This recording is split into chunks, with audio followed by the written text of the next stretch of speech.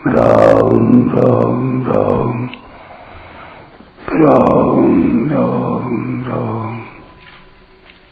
राम राम राम नारायण नारायण। वस्तुतः मूल में इच्छा एक ही है जो अपने अंशी परमात्मा की है, परंतु जड़ के संबंध से इस इच्छा के दो भेद हो जाते हैं और मनुष्य अपनी वास्तविक इच्छा की पूर्ति परिवर्तनशील जड़ के द्वारा यानी संसार के द्वारा करने के लिए जड़ पदार्थों की इच्छाएं करने लगता है, जो उसकी भूल है। कारण कि लौकिक इच्छाएं परधर्म और पारमार्थिक इच्छा स्वधर्म है, परंतु साधक में लौकिक और पारमार्थिक दोनों इच्छाएं रहने से द्वंद्व पैदा हो जाता है। द्वंद्व पैदा होने से साधक में भजन, ध्यान, सत्संग आदि के समय तो पारमार्थिक इच्छा जागृत रहती है, पर अन्य समय में उसकी पारमार्थिक इच्छा दब जाती है और लौकिक इच्छाएं यानी भोग एवं संग्रह की इच्छाएं उत्पन्न हो जाती हैं। लौकिक इच्छाओं के रहते हुए साधक में साधन करने का एक निश्चय स्थिर नहीं रह सकता। पारमार्थिक इच्छा जागृत हुए बिना साधक की उन्नति नहीं होती। जब साधक का एकमात्र परमात्मा प्राप्ति करने का दृढ़ उद्देश्य हो जाता है, तब यह द्वंद्व मिट जाता है और साधक में एक पारमार्थिक इच्छा ही प्रबल रह जाती है। एक ही पारमार्थिक इच्छा प्रबल रहने से साधक सुगमता पूर्वक परमात्मा प्राप्ति कर लेता है। इसलिए लौकिक और पारमार्थिक इच्छा का द्वंद्व मिटाना साधक के लिए बहुत आवश्यक है। शुद्ध स्वरूप में अपने अंशी परमात्मा की ओर स्वतः एक आकर्षण या रुचि विद्यमान रहती है, जिसको प्रेम कहते हैं। जब वह संसार के साथ अपना संबंध मान लेता है, तब वह प्रेम दब जाता है और काम उत्पन्न हो जाता है। जब तक काम रहता है, तब तक प्रेम जागृत नहीं होता, और जब तक प्रेम जागृत नहीं होता, तब तक काम का सर्वथा नाश नहीं होता। जड़ अंश की मुख्यता से जिसमें सांसारिक भोगों की इच्छा रहती है यानी कामना रहती है, उसी में चेतन अंश की मुख्यता से परमात्मा की इच्छा भी रहती है। अतः वास्तव में काम का निवास जड़ अंश में ही है, पर वह भी चेतन के संबंध से ही है। चेतन का संबंध टूटते ही काम का नाश हो जाता है। तात्पर्य यह हुआ कि चेतन द्वारा जड़ से संबंध विच्छेद करते ही जड़ चेतन के तादात्म्य रूप अहम का नाश हो जाता है, और अहम का नाश होते ही काम भी नष्ट हो जाता है। अहम में जो जड़ अंश है उसमें काम रहता है। इसकी प्रबल युक्ति यह है कि दृश्य रूप से दिखने वाला संसार, उसे देखने वाली इंद्रियां तथा बुद्धि और उसे देखने वाला स्वयं भोक्ता, इन तीनों में जातीय एकता के बिना यानी धातुगत एकता के बिना भोक्ता का भोग्य की ओर आकर्षण हो ही नहीं सकता। कारण कि आकर्षण सजातीयता में ही होता है, विजातीयता में नहीं। जैसे नेत्रों का रूप के प्रति ही आकर्षण होता है, शब्द के प्रति नहीं। यही बात सब इंद्रियों में लागू होती है। बुद्धि का भी समझने के विषय में यानी विवेक विचार में आकर्षण होता है, शब्द आदि विषयों में नहीं। यदि होता है तो इंद्रियों को साथ में लेने से ही होता है। ऐसे ही स्वयं की अर्थात चेतन की परमात्मा से तात्विक एकता है, इसलिए स्वयं का परमात्मा की ओर आकर्षण होता है। यह तात्विक एकता जड़ अंश का सर्वथा त्याग करने से अर्थात जड़ से माने हुए संबंध का सर्वथा विच्छेद करने से ही अनुभव में आती है। अनुभव में आते ही प्रेम जागृत हो जाता है। प्रेम में जड़ता का अंश भी यानी असत का अंश भी शेष नहीं रहता, अर्थात जड़ता का अत्यंत अभाव हो जाता है। प्रकृति के कार्य महत्त्व का अर्थात समष्टि बुद्धि का अत्यंत सूक्ष्म अंश कारण शरीर ही अहम का जड़ अंश है। इस कारण शरीर में ही काम रहता है। कारण शरीर के तादात्म्य से काम स्वयं में दिखता है। तादात्म्य मिटने पर जिसमें काम का लेश भी नहीं है, ऐसे अपने शुद्ध स्वरूप का अनुभव हो जाता है। स्वरूप का अनुभव हो जाने पर काम सर्वथा निवृत्त हो जाता है। एवं बुद्धे परम बुद्ध्वा पहले शरीर से पर इंद्रियां, इंद्रियों से पर मन, मन से पर बुद्धि और बुद्धि से पर काम को बताया गया। अब उपर्युक्त पदों में बुद्धि से पर काम को जानने के लिए कहने का अभिप्राय यह है कि यह काम अहम में रहता है, अपने वास्तविक स्वरूप में काम नहीं है। यदि स्वरूप में काम होता तो कभी मिटता नहीं। नाशवान जड़ के साथ तादात्म्य कर लेने से ही काम उत्पन्न होता है।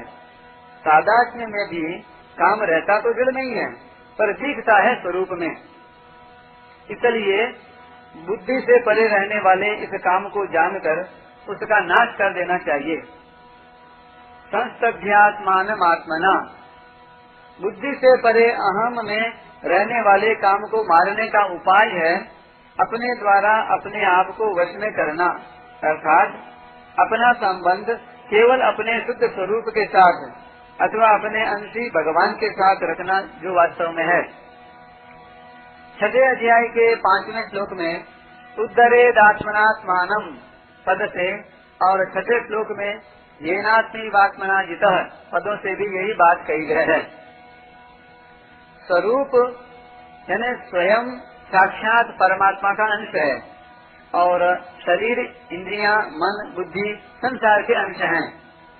जब स्वरूप अपने अंशी परमात्मा से विमुख होकर प्रकृति के सम्मुख हो जाता है, यानी संसार के सम्मुख हो जाता है, तब उसमें कामनाएं उत्पन्न हो जाती हैं।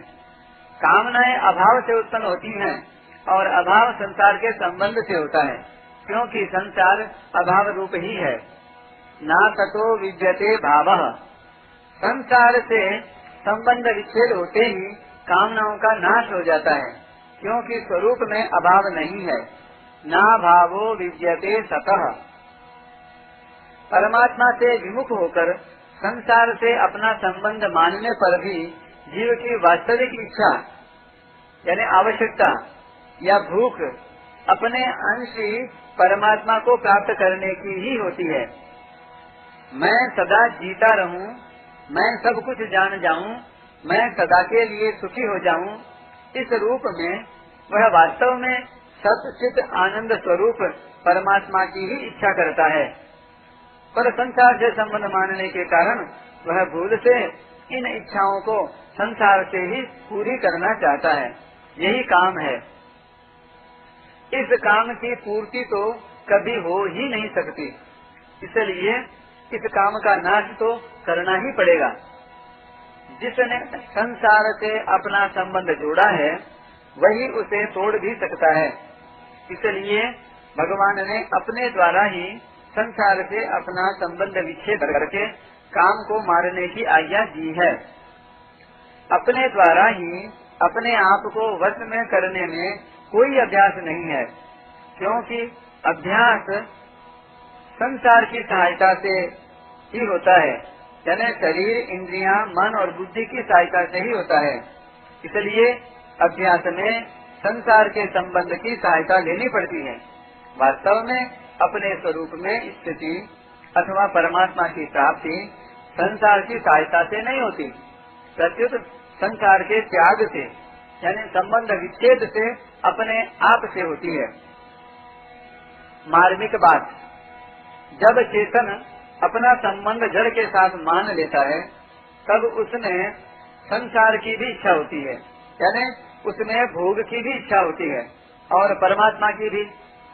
जड़ से संबंध मानने पर जीव से यही भूल होती है कि वह सत चित आनंद स्वरूप परमात्मा की इच्छा अभिलाषा को संसार से ही पूरी करने के लिए सांसारिक पदार्थों की इच्छा करने लगता है। परिणाम स्वरूप उसकी ये दोनों ही इच्छाएं स्वरूप बोध के बिना कभी मिटती नहीं। संसार को जानने के लिए संसार से अलग होना और परमात्मा को जानने के लिए परमात्मा से अभिन्न होना आवश्यक है, क्योंकि वास्तव में स्वयं की संसार से भिन्नता और परमात्मा से अभिन्नता है, परंतु संसार की इच्छा करने से स्वयं संसार से अपनी अभिन्नता या समीपता मान लेता है, जो कभी संभव नहीं। और परमात्मा की इच्छा करने से स्वयं परमात्मा से अपनी भिन्नता या दूरी विमुखता मान लेता है, पर इसकी संभावना ही नहीं। हाँ, सांसारिक इच्छाओं को मिटाने के लिए पारमार्थिक इच्छा करना बहुत उपयोगी है।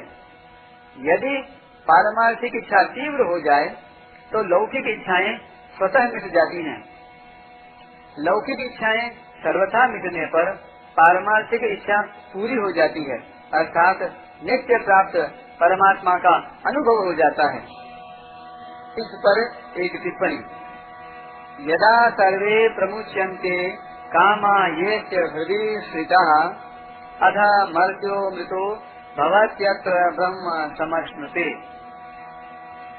साधक के हृदय में स्थित संपूर्ण कामनाएं जब समूल नष्ट हो जाती हैं, तब मरण धर्मा मनुष्य अमर हो जाता है और यही यानी मनुष्य शरीर में ही ब्रह्म का भली भांति अनुभव कर लेता है। विमुंचति यदा कामान मानवो मनसि स्थितान तर्ह्येव पुंडरीकाक्ष भगवत्वाय कल्पते।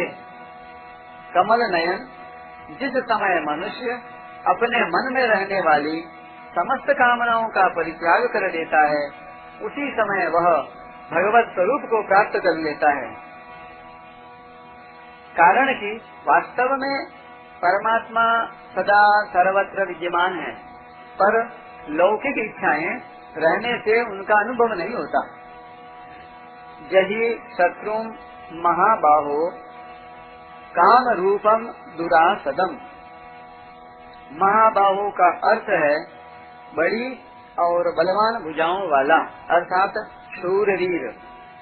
अर्जुन को महाबाहो अर्थात शूरवीर कहकर भगवान यह लक्ष्य कराते हैं कि तुम इस काम रूप शत्रु का दमन करने में समर्थ हो।